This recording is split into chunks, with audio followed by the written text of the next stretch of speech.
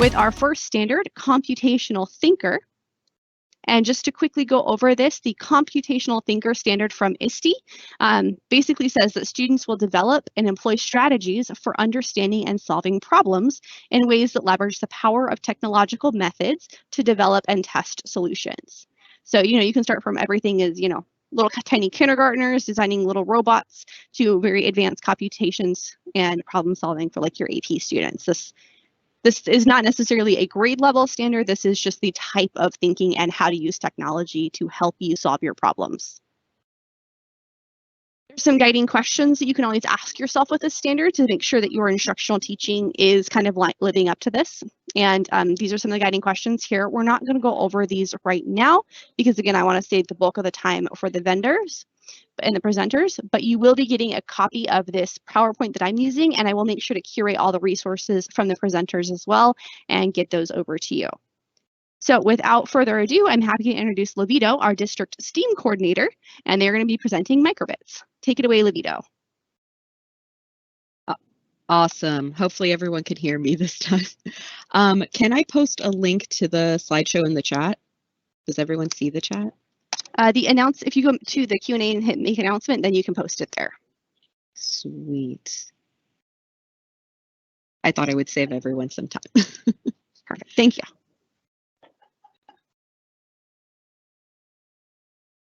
All right. So just to confirm, everyone can see my slideshow, yeah? Yes, looks good. Perfect. Let me just make the announcement real fast. All right, folks. So here is the link to the slideshow presentation. Let me shut off my camera. All right. So today I'm going to talk to you all about Microbits. I know that some of you have already used it. For those of you, I hope I can introduce a few new features that maybe you were not aware of. And for those of you who maybe have no idea what it is, I hope this will inspire you to perhaps give it a shot. So, all right, well, what is Microbit? Microbit is basically a tiny little computer that students can use block programming or other types of programming languages to help it solve a problem. Now, as you can see from my two examples, it can be anywhere from I press a button and something happens, all the way up to literally using it to make a robot. So even though it looks small, even though it looks simple, based on the creativity and the abilities of the students, they can actually use it to create some pretty complicated looking projects. The current version is version 2, and this has added a few new things that were not there in the older version. So some of you who have been using Microbits for a little bit, maybe you would be interested in upgrading. A few new features that weren't there before are a microphone is now there, meaning that if your student says something or like makes a sound, the Microbit can now react. And the other one is the logo has been turned into a touch sensor. So if they touch it or they leave it there and they hold it, they can actually use that as a new kind of input so that the Microbit has more information and can react to it as well. So just so you guys know, they have updated the Microbit to version 2. So if it has a microphone, you are at the latest version. The nice thing is if after my presentation, you're thinking, wow, Microbit sounds super cool, but I have no class funding left to buy it and they're all out of stock. What do I do? You can actually go to makecode.microbit.org, which by the way is a link, and you can use the simulated Microbit in order to test out code and get right into Microbits. So if after today's presentation you want to get onto this ASAP, you totally can. It is free. I believe you can even start making code without making an account. So if you link your students to it, they can hop right into doing an activity. And there are plenty of tutorials. So maybe if you want, you can test out the simulator, see if it's something that integrates well with your students, and then consider buying the hardware, but they have made it easy for you to test things out. For those of you who are interested in teaching your students any kind of programming, they have given you a range of different options. So if you are an elementary school teacher, maybe block programming is more of what you would be interested in.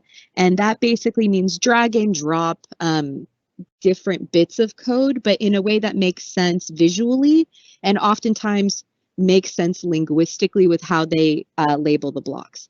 But what's interesting with the way they have make code set up is your students could make something using block codes, and then just by clicking the options along the top, it will convert what they made in the block code automatically to JavaScript and Python, and they can go back and forth. So it does not do anything to the code. It doesn't mess it up. They're not going to have any issues. So sometimes what happens in like an early programming assignment is they'll start with blocks and we'll flip back and forth just to kind of get a feel for the JavaScript language, a feel for the Python language. So it kind of opens it up. And for those of you who might be teaching elementary school, you will be happy to hear that the CLTs will actually be using Microbit in their classes as well. So if this seems like something you're interested in, your students will be learning how to do it, assuming they're 3rd through 6th. So if you want, you can then use this with your students in your regular classroom as well.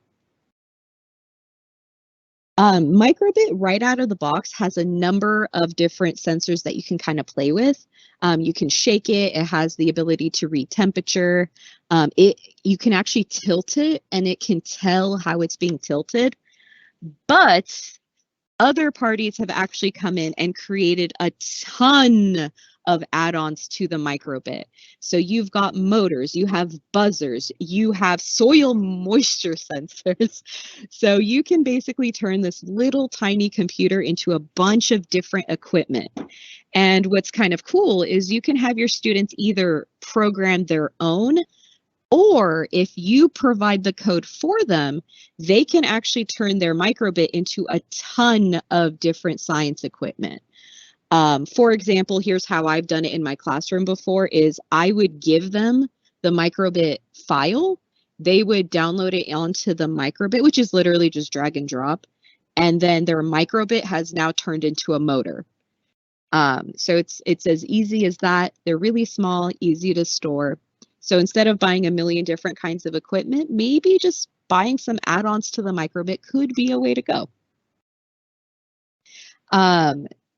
For those of you who have maybe gotten really into technology, either thanks to COVID or before then, we have this concept of app smashing, which essentially just means you try to use multiple apps in tandem.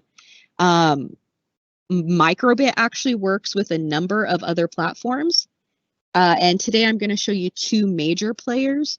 The first one is Scratch, which is basically a block programming platform put together by a group at MIT. It is totally free. Your students can hop in and program without an account, or they can make an account. And what they've done is they've actually allowed Scratch to turn your Microbit essentially into a controller. So students are able to make games, and the Microbit then becomes the input. So in this example, they made a little simple game. So as they're twitching the Microbit, because again, it has a gyroscope, it's able to tell when it's being tilted. The little bug on screen will also hop around. The other one, perhaps for the older students, is it actually has integration with Tinkercad. So they have basically a ton of pre-made digital circuits that students can use this simulated Microbit in order to learn about resistors, capacitors, how does the electricity flow from a pin to another. And you know what? When you're in Tinkercad already, you might as well be 3D printing some stuff as well. So Microbit is great. It already comes with a lot of pre-integration. So depending on what your students are into, whether it's more on the artistic side with animations and video game making, or more of the technical side with circuits and electricity and 3D printing, it has a pretty wide range of use. So from the teacher's perspective, this may sound well and great, but finding time to make all these lessons can be pretty difficult. But you'll be happy to hear that Microbit themselves has actually put together a number of pre-made lessons and activities that do span quite a few disciplines.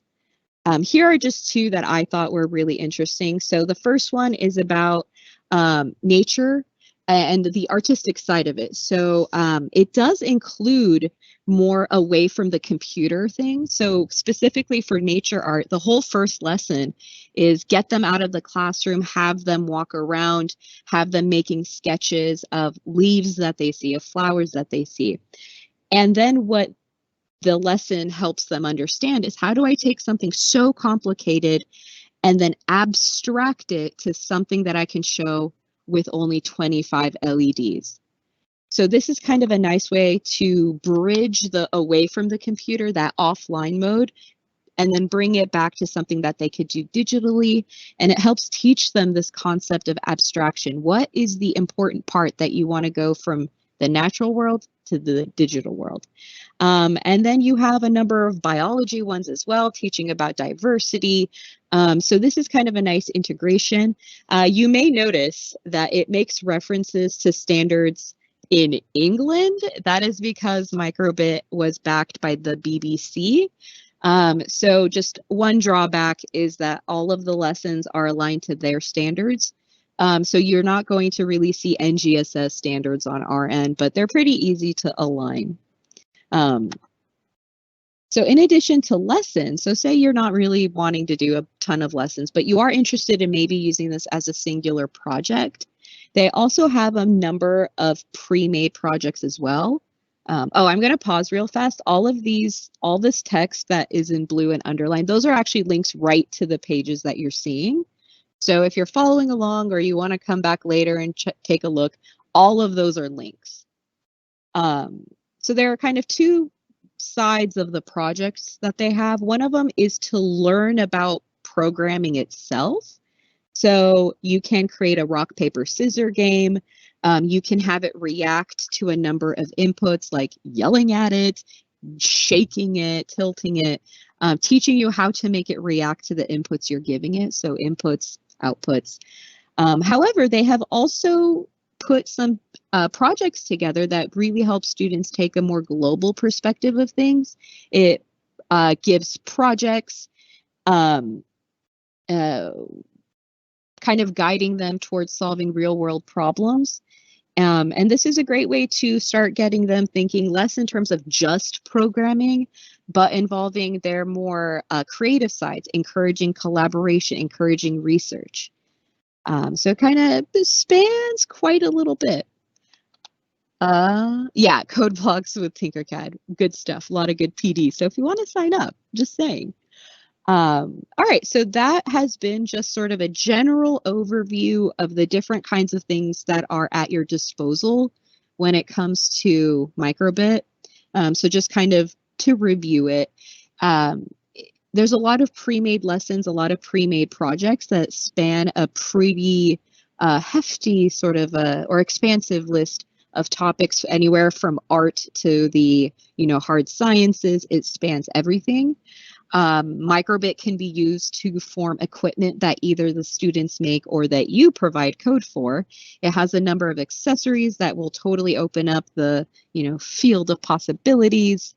And it can really help your students tackle real world problems as well. So getting them thinking outside of the classroom and away from the computer. All right, so that has basically been your overview.